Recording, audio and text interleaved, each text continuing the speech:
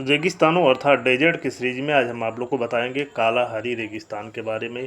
Kalahari मरुस्थल यानी Kalahari desert के बारे में चर्चा करेंगे। ये अगर देखा जाए तो ये मुख्य रूप से बोत्सवाना देश में है। इसके अलावा इसका कुछ विस्तार नामीबिया और साउथ अफ्रीका देश में है। तो अगर देखा जाए तो अफ्रीका के दक्षिणी भाग में स्थित कालाहारी मरुस्थल एक प्रकार का उष्णकटिबंधीय यानी ट्रॉपिकल गर्म रेगिस्तान है, जिसका निर्माण बेंगुला अटलांटिक महासागरीय धारा तथा अन्य ज्योग्राफिकल कारणों से हुआ है। कालाहारी मरुस्थल का देखा जाए मुख्य विस्तार एक बार मैं पुनः बता दूं कि बोत्सवाना देश में है तथा कुछ विस्तार इसका नामीबिया और साउथ अफ्रीका देश में है। यहाँ पे कहा जाता है कि ये मरुस्थल को पूर्ण मरुस्थल कुछ लोग नहीं मानते, क्योंकि यहाँ अन्य मरुस्थलों की अपेक्षा वर्षा थोड़ा अधिक होती है। माना जाता है कि यहाँ की जो वर्षा है 25 से लेकर 50 सेंटीमीटर तक होती है। इसलिए अधिकांश जो विद्वान हैं इसको पूर्ण मरुस्थल नहीं मानते, अर्ध रेगिस्तान इसको मानते हैं। यहाँ पे एक जो जनजाति रहती है उसका नाम है बुशमैन जनजाति है, जिसको सान जनजाति भी कहा जाता है। काफ़ी क्वेश्चन आप लोग से आता है कि यहाँ की जो कालाहारी मरुस्थलीय क्षेत्र में रहने वाली जो प्रमुख जनजाति है उसका नाम है बुशमैन या सान जनजाति। अति पिछड़ी अवस्था में है। इनका मुख्य जो जीवन है ये शिकार पर भी अभी निर्भर है, पूर्णतः ये शिकार पर निर्भर है। और कभी कभी तो ये लोग कच्चा ही, आज भी कच्चा मांस को ही खा जाते हैं, पकाते नहीं हैं। ये नृत्य प्रेमी होते हैं और बहुत उत्साह से अपना विभिन्न उत्सवों को मनाते हैं। तो जो बुशमैन जनजाति इस क्षेत्र में रहती है और यहाँ की ये मूल निवासी मानी जाती है कालाहारी मरुस्थल की। अगर कालाहारी मरुस्थल का क्षेत्रफल देखा जाए तो लगभग 9 लाख वर्ग किलोमीटर है।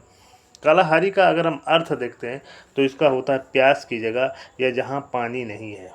कालाहारी के पश्चिम में देखा जाए तो एक नामीब मरुस्थल है जो नामीबिया देश में है। कालाहारी रेगिस्तान में अगर हम लोग देखते हैं तो यहाँ पे जीवों और वनस्पतियों का विकास अपेक्षाकृत अधिक हुआ है। यही कारण है कि अधिकांश लोग इसको नहीं मानते हैं पूर्ण रेगिस्तान। यहाँ पे लाल रेत के टीले भी मिल जाएंगे, झाड़ीदार मैदान तथा घास के मैदान भी काफ़ी मात्रा में आपको मिल जाएगा। कुछ स्थानों पर यहाँ बरसात के समय अस्थायी झील बन जाती है। यहाँ का जो मीरकैट नामक जानवर बहुत ही प्रसिद्ध है। इसके अलावा हाथी, शुतुरमुर्ग, जेबरा, चीता, जिराफ, हाथी यहाँ के मुख्य जानवर हैं या मुख्य जीव है। यानी यहाँ देखा जाए तो बड़े बड़े जीव पाए जाते हैं, क्योंकि यहाँ पे घास के मैदान और वनस्पतियों का पर्याप्त विकास हुआ है। इसलिए यहाँ पे बड़े बड़े जानवरों का मिलते हैं। यहाँ पे एक अस्थायी नदी है जिसको ओकावांगो नदी कहा जाता है। कालाहारी मरुस्थल में देखा जाए तो 2 नमकीन मैदान हैं और इसी रेगिस्तान के दक्षिण में अगर हम लोग जाएंगे तो ऑरेंज नदी पड़ती है और तथा उत्तर में जाम्बेजी नदी पड़ती है कालाहारी मरुस्थल के।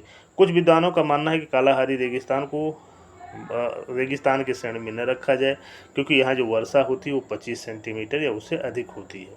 कालाहारी रेगिस्तान में देखें तो 400 से अधिक वनस्पतियों की प्रजातियाँ पाई जाती हैं, जिसमें बबूल तथा सवाना घास के मैदान की अधिकता है।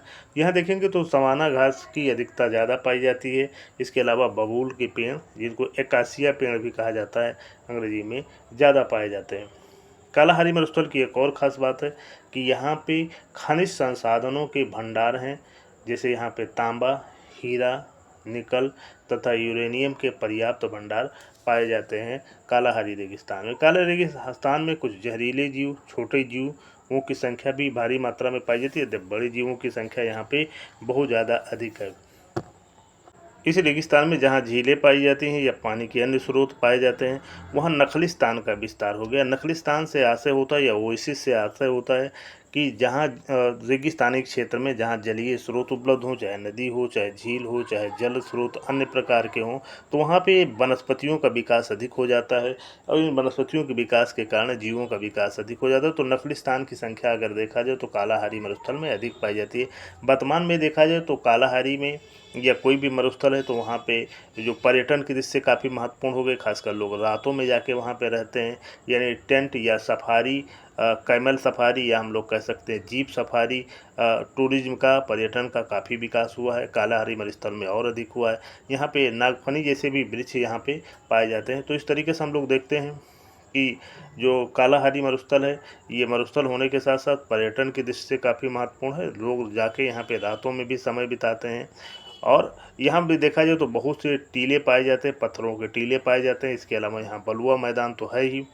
तो इस तरीके से हम आप लोग को जो आज जानकारी दी है कालाहारी मरुस्थल के बारे में जानकारी दी है। कालाहारी मरुस्थल के संबंध में आप लोग से क्वेश्चन पूछा जाता है, एक बार मैं पुनः बता दूं। इसका मुख्य विस्तार बोत्सवाना में तथा इसका कुछ विस्तार साउथ अफ्रीका और नामीबिया देश में पाया जाता है। और अफ्रीका महाद्वीप के देखा जाए तो दक्षिणी भाग में ये स्थित है। यहाँ पे जो शुतुरमुर्ग हैं, जिराफ हैं और ये जो बड़े जानवर हैं, हाथी जैसे बड़े जानवर या जेबरा यहाँ पे भारी मात्रा में